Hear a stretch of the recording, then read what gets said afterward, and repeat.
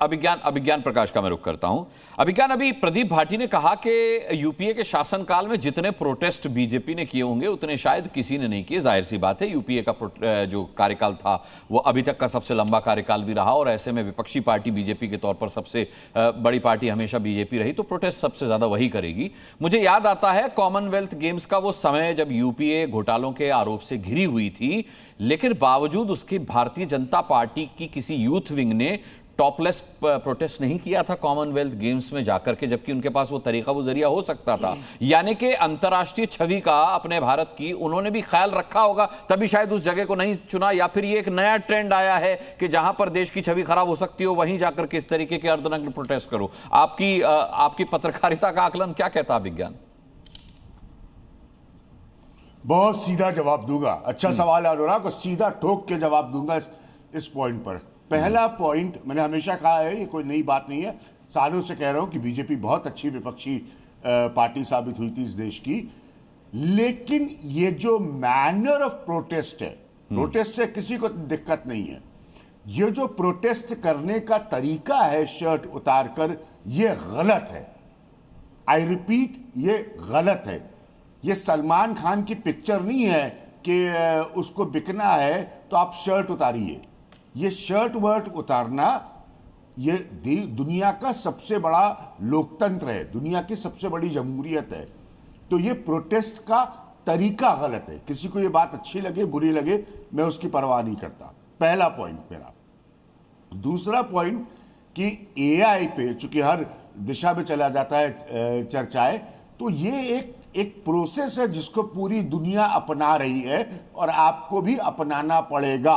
मैंने एक London school of economics के कॉन्क्लेव में बात कही थी कि technology now will be a subject of debate, यानी कि टेक्नोलॉजी जब भी होगी, बढ़ेगी और उसमें शोध होता रहेगा, वो बहस का मुद्दा वैश्विक स्तर पर रहेगा, क्योंकि टेक्नोलॉजी के दुष्प्रभाव भी होते हैं और टेक्नोलॉजी के अच्छे प्रभाव भी होते हैं। तो इसमें कोई दो राय नहीं है। लेकिन इसका अर्थ ये नहीं होगा कि आप वैश्विक जीवन जीकर, जो कि आज भारत जी रहा है, आप टेक्नोलॉजी से मुंह मोड़ ले।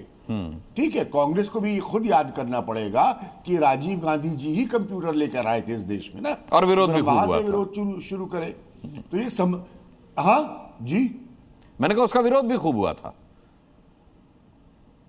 हाँ, तो वही मैं कह रहा हूं ना कि और वो कितनी अच्छी बात साबित हुई भारत के लिए। तो मेरा पॉइंट यहां पर ये है कि विरोध करने के लिए विरोध नहीं होना चाहिए, और उसका तरीका भी, गांधी जी का उदाहरण मत दीजिए। हाँ, बहुत लंबी कहानियां बता सकता हूं मैं गांधी जी की, क्योंकि उनके विरोध का तरीका देखिए। अहिंसा को उन्होंने मार्गदर्शक बनाकर विरोध किया। ठीक है, गांधी जी ने कोई अपने कपड़े या शर्ट इसलिए पहनते ही नहीं थे, उतारी नहीं, कि उनको किसी का विरोध दिखाना था। जो आपने उदाहरण दिया राउंड टेबल कॉन्फ्रेंस का, वो भी फैक्चुअली सही है। तो मेरा पॉइंट ये है कि आप विरोध का पूरा अधिकार रखते हैं और हर विपक्ष को विरोध का पूरा अधिकार है, लेकिन लोकतांत्रिक शालीनता, क्योंकि हम कोई पाकिस्तान नहीं है या उस तरह का देश नहीं है जहां पर चीजें आपे से बाहर चली जाएं, उस शालीनता को आपको ध्यान में रखकर चलना पड़ेगा। इसमें कोई दो राय नहीं है। और इसीलिए अगर आप किसी अंतर्राष्ट्रीय आयोजन जो कि भारत में हो रहा है, आप उससे डिसएग्री करते हैं, बिल्कुल करिए। उस पर सवाल उठाते हैं, बिल्कुल उठाइए। उसकी नीतियों पर सवाल उठाइए, बिल्कुल उठाइए। कोई नहीं आपको रोक रहा है। ठीक है। लेकिन जब आप इस किस्म का विरोध करते हैं तो तस्वीरें कुछ और संदेश भेज देती हैं, जो कि हमारे देश के लिए अच्छा नहीं है, सरकार किसी की भी हो। बिल्कुल। चलिए, मैं एलन राव साहब जो कि फॉर्मर डीसीपी हैं दिल्ली के, उनसे भी जानूं कि क्या ये बब्बर शेरों का प्रदर्शन था या फिर क्या था। लेकिन उससे पहले मैं पूजा त्रिपाठी जी का काउंटर जरूर चाहूंगा। पूजा जी, मोहब्बत की दुकान चलाने वाले अगर अर्धनग्न होकर के प्रदर्शन करने लगे तो शायद उनके प्रदर्शन पर ये जो सवाल उठ रहे हैं, देखिए कोई सवाल उठाने पर सवाल नहीं उठा रहा, प्रदर्शन के तरीके पे, तौर तरीके पे, उसकी टाइमिंग पर, उसके स्थान पर सवाल उठाया जा रहा है। ये मोहब्बत की दुकान वाले, अब देखिए अभिज्ञान ने भी कहा कि इस तरीके का शर्टलेस प्रदर्शन कांग्रेस को शोभा नहीं देता। प्रदर्शन का आपको लोकतांत्रिक अधिकार प्राप्त है, पर आपने तरीका गलत चुना।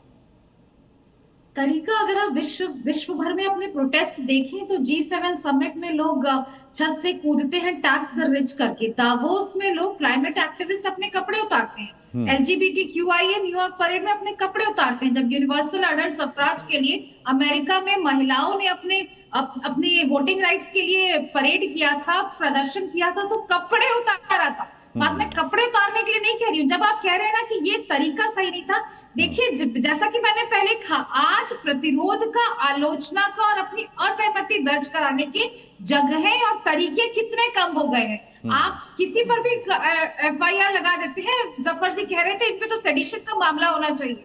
2010 में कॉमनवेल्थ गेम्स के खिलाफ 20,000 लोगों को लेकर भारतीय जनता पार्टी ने, नितिन गडकरी ने प्रदर्शन किया था। क्या नितिन गडकरी के खिलाफ UAPA लगाया गया था, सेडिशन लगाया गया था? तो यही फर्क है ना कांग्रेस में और इसमें। और जहां तक आप प्रदर्शन की बात करते हैं, अगर ये हिंसा होती तो मैं आपकी तरफ खड़ी रहती, अनुराग जी। ये एक अहिंसक 10 लड़कों का 10 मिनट का प्रोटेस्ट था। और आप बहुत SP के लिए अखिलेश जी को कोट कर रहे हैं, बाकी लीडर्स को कोट करें। अखिलेश जी ने तो ये भी कहा कि मेक इन इंडिया के शेर को एक चाइनीज का रोबोडॉग, कॉपी रोबोडॉग ने पछाड़ दिया, उसको खदेड़ रहा है। आप उसकी बात नहीं करते हैं। नहीं, अखिलेश जी अपने विट के लिए जाने जाते हैं, मैं उन्हें जानता हूं, वो अपने विट के लिए जाने जाते हैं और बड़े शालीनता के साथ वो व्यंग करते हैं। तो उनका जवाब भी दीजिए। क्योंकि AI में जिस प्रकार की मिसमैनेजमेंट हुई, अभी मेरे पास सारी लिस्ट, अभी कह रहे थे हम तीसरे नंबर पे, हम तीसरे नंबर पे नहीं है जफर इस्लाम जी, हम 64th नंबर पे हैं, 64वें नंबर पे। हमारी डिफ्यूजन रेट 15.7 है। पेटेंट्स के मामले में हम 103 नंबर पे हैं। आज जब AI मॉडल्स US के पास 40 और चाइना के पास 15 है, इंडिया के पास एक भी नहीं है। और कितने MOU साइन की, गलगोटिया यूनिवर्सिटी का जो एम्बैरेसमेंट थी, जो शर्मिंदगी थी कि उसकी तो बात ही नहीं करनी चाहिए। जिस प्रकार से न सिर्फ उन्होंने एक रोबोडॉग को कॉपी करके आपके IT मिनिस्टर ने उसे सॉवरेन मॉडल भी बताया, वो देश के लिए शर्मिंदगी की बात थी। ठीक है, मैं इस पर सवाल पूछूंगा, जफर भाई का भी रिएक्शन लूंगा, लेकिन LN राव का रुख करते हैं क्योंकि समय भी हमारे पास कम है, मेहमान बचे, मैं चाहता हूं सभी को पर्याप्त समय मिल जाए।